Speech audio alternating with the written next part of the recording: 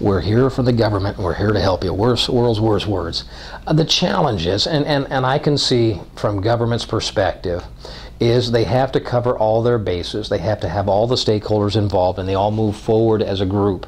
And they don't have the luxury of backing up quickly. They're not as responsive as businesses. Business, you start going down a road and you go, "Ooh, this is not working." You can stop it and you can cut it off. But usually in government, they've got so much either emotionally invested in it, usually one or two people, or financially invested in it.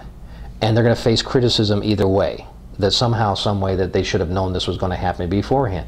That's not true. A lot of times they start doing things and they don't know what the results are until you start actually implementing it. And then you realize what the damage is that you're doing, or they're doing, and they simply say, well, we've invested so much time and energy and resources in it, we'd look like fools to back it up. So rather than simply saying it ain't working, we're sorry, yes, we wasted some money, but they go forward with it.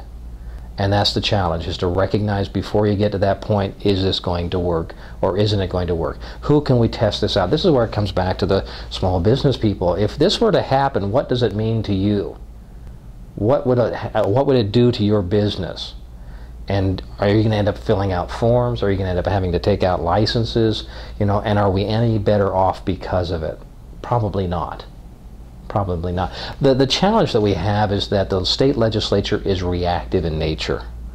And I've been there. This last year they turned around, and because some state legislature had a daughter that went through a divorce and then ended up putting up a restraining order against their ex, and the ex obviously walked through the restraining order, they then turned, and the property manager, for good, bad, or indifferent, wouldn't let the person out of the lease. Now, we've never done that. You know, if someone felt threatened or intimidated, we say, goodbye, here's your hat, what's your hurry? But this property manager did not. And so it came back as state law that if anybody had a restraining order, didn't have to issue it, but had a restraining order against somebody else, they could get out of their lease. Well, why have a lease?